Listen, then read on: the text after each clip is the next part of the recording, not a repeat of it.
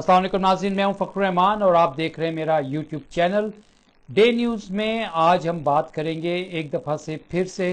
जो इस वक्त ऑडियो लीक्स जो हैं वो उसका सिलसिला शुरू हो गया है। इसमें इमरान खान जो तहरीक इंसाफ के रहनुमा हैं, साबिक़ वज़ीर आज़म हैं, उनसे मुतल्लिका दो तीन ऑडियोज़ जो हैं वो और सामने आ गई हैं आज। और इन ऑडियोज़ का मकसद क्या है, ये सबसे पहले तो मैं आपको ये बता दूं कि इन ऑडियोज़ को इस वक्त लीक करने का सिर्फ एक ही मकसद है कि इमरान खान का जो बयानिया है कि उनकी हुकूमत अमेरिका की रेजीम चेंज साजिश के ज़रिए से गिराई गई, उस हवाले से उसको डिसक्रेडिट करना है। यानी कि जो इमरान खान ने पॉलिटिकल माइलेज हासिल कर ली है, यानी कि आवाम में भरपूर तरीके से जिस तरह से उनको पज़िराई मिली, उनके मौक़िफ़ को पज़िराई मिली, और उन्होंने 54 जलसे जो थे, आज मियाँ वाली का जो जलसा किया उस समेत 54 जलसे कर चुके हैं वो पिछले 6 महीने के अंदर, और उन्होंने आवाम को जिस तरह से आगाह किया। तो इमरान खान इस वक्त अपने सियासी बयानी के साथ पाकिस्तान के मकबूल तरीन सियासी लीडर बन चुके हैं, और उनकी पार्टी जो है वो इस वक्त पंजाब के अंदर काफ लीग के साथ बरसर इक़्तिदार है, इसी तरह से KPK में, गिलगित बल्तिस्तान में और आज़ाद कश्मीर में। और इमरान खान ने अब हुकूमत गिराने के लिए, इलेक्शंस के लिए लॉन्ग मार्च का ऐलान करना है। उससे पहले आज उन्होंने जेल भरो तहरीक का ऐलान जो है वो कर दिया है। अब उनका ये कहना ये है कि जो मरकज़ में इस वक्त PDM की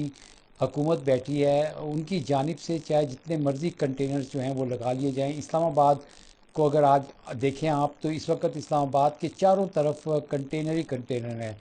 इस्लामाबाद के अंदर जितने भी दाखिली रास्ते हैं उनको बंद करने के लिए कोई 1700 के करीब कंटेनर जो हैं वो बताया जा रहा है कि वो लगाए जाएंगे। और इसका सिर्फ मकसद ये है कि इमरान खान जो लॉन्ग मार्च करना चाह रहे हैं इस्लामाबाद की तरफ हुकूमत गिराने के लिए और नए इंतखाबात के लिए, उसको रोकना है। अब जो ऑडियो लीक का मामला है वो उस सफारती मरास्ते से उसका ताल्लुक़ है, साइफ़र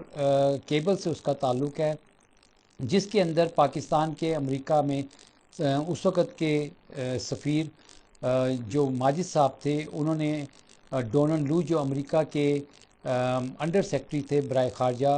उन्होंने जो उनको बातें कही थी वो उन्होंने लिख कर साइफ़र के ज़रिए से हुकूमत पाकिस्तान को आगाह किया था उससे।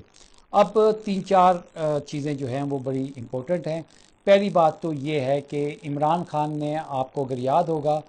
कि पिछले साल नवंबर दिसंबर में ये बातें कहना शुरू कर दी थी कि आइंदा 4 महीने बड़े इम्पोर्टेंट हैं उनकी हुकूमत के हवाले से। इसी तरह से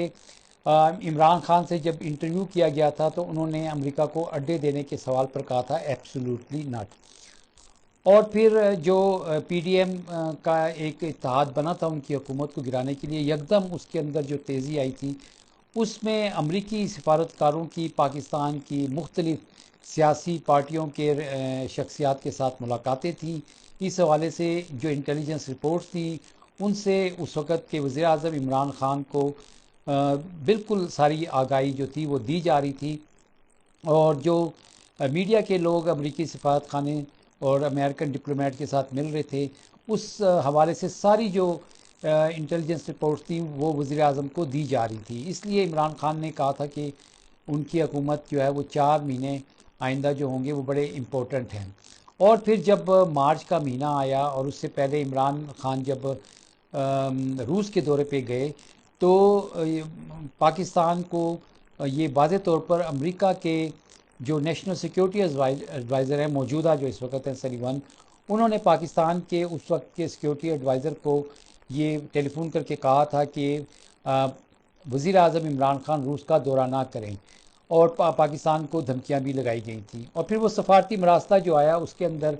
जिस तरह से इमरान खान ने ये बातें की थी कि उसमें वाज़े तौर पे था कि तहरीक अदम एतमाद जो है वो लाई जा रही है, और अगर ये कामयाब ना हुई, इमरान खान की हुकूमत ना गिराई, तो पाकिस्तान को संगीन नताइज का सामना करना पड़ेगा। जी हाँ, अब पहली बात ये फैक्ट है कि एक सफारती केबल जो है वो आई, उसके ऊपर इमरान खान ने नेशनल सिक्योरिटी कमेटी की मीटिंग भी बुलाई। उसमें चेयरमैन जॉइंट ऑफ स्टाफ اسی طرح سے army chief, naval chief, air chief, D G I S I اور جو اس وقت ان کی کابینہ کے جو لوگ تھے وہ اس میں انہوں نے شرکت کی تھی. تو یہ ایک فیکٹ ہے. یہ جو نیشنل سیکورٹی کمیٹی کی میٹنگ کے بعد پریس ریلیز آئی جس میں فیصلہ کیا گیا کہ یہ پاکستان کے معاملات میں مداخلت ہے، انٹرونشن ہے، اس کے اوپر امریکہ کو احتجاج کرنے کا، ڈیمارشے کرنے کا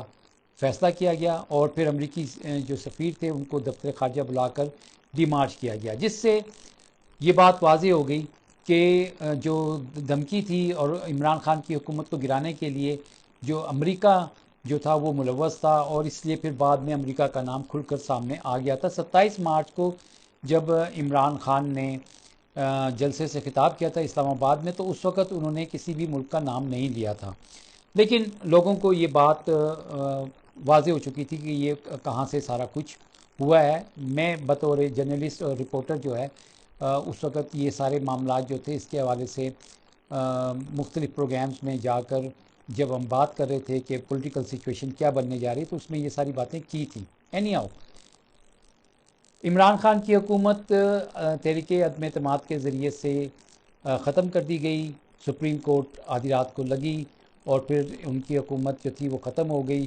اور پھر عمران خان نے اس وقت جو کام کیا تھا کہ وہ ڈی کلاسیفائی کر دیا تھا. 9 اپریل کو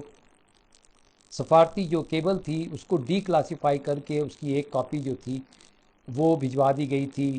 اسپیکر قومی اسمبلی کو، ڈپٹی اسپیکر کو، اور پھر اسی طرح سے انہوں نے آگے چیف جسٹس آف پاکستان کو بھجوا دی تھی کہ سپریم کورٹ اس حوالے سے انکوائری کرے. اور صدر پاکستان نے بھی ایک خط chief justice of Pakistan supreme court کے جو ہیں ان کو ایک خط لکھا تھا کہ اس کی تحقیقات کی جائے. تو یہ تو فیکٹس ہیں، یہ حقیقت ہے، یہ آج بھی موجود ہے. موجودہ جو میں نے آپ کو یہ بتایا کہ اس وقت یہ جو مختلف آڈیو لیکس کی جا رہی ہیں اس کا مقصد یہ ہے کہ عمران خان کو سیاسی طور پر ڈسکریڈٹ کیا جائے، ان کی جو پاپولیرٹی ہو چکی ہے اس کو کسی طرح سے ڈسکریڈٹ کیا جائے. اور اس کا ایک مقصد یہ بھی ہو سکتا ہے کہ بری دا ہیچٹ، یعنی کہ ماضی کو دفن کر دیا جائے اور آگے کی طرف چلا جائے. اب عمران خان اپنے جلسوں میں یہ کہہ چکے تھے کہ جنہوں نے بیرونی سازش کو روکنا تھا انہوں نے بیرونی سازش کو روکنے کے لیے اپنا کردار ادا نہیں کیا. اور اب جو عمران خان سے متعلقہ آڈیو لیکس ہیں اوبویسلی ان کا تعلق جو وزیر اعظم ہاؤس سے ہے یا اس کے بعد انہوں نے اگر کوئی میٹنگ کی اس سے کیا تو یہ صلاحیت کس کے پاس ہے؟ یہ یقینا ہمارے پاکستان کے جو خفیہ ادارے ہیں ان کے پاس بھی ہے، یا کسی اور نے بگنگ کر کے اس طرح کیا ہو. یہ تو تحقیقات سامنے آئے تو پتہ چل سکتا ہے. لیکن اس ساری اس وقت جو گیم کا مقصد یہ ہے وہ یہ ہے کہ جب 7 اپریل کو سپریم کورٹ میں چیف جسٹس کی سربراہی میں لارجر بینچ 5 رکنی لارجر بینچ سماعت کر رہا تھا تو اس وقت جب 4 بجے تک کا جو ماحول تھا وہ یہ تھا کہ سپریم کورٹ عمران خان نے جو فیصلہ کیا تھا اسمبلیوں کو تحلیل کرنے کا وہ اس طرف جا رہی ہے. اور شہباز شریف، میں کمرہ عدالت میں موجود تھا، شہباز شریف نے ججز صاحبان سے کہا کہ لوگ اپنے حلقوں میں نہیں جا سکیں گے، ان کے اوپر غداری کا لیبل آئے گا. جی ہاں، یہ غداری کا لیبل آئے گا. تو ایک معزز جج نے ان سے کہا تھا کہ آپ کیوں پریشان ہو رہے ہیں، ہم ایسی کوئی بات نہیں کر رہے ہیں. تو بالکل یہی وہ بات ہے. اگر آپ اس وقت کی صورتحال کو دیکھیں اور موجودہ صورتحال کو دیکھیں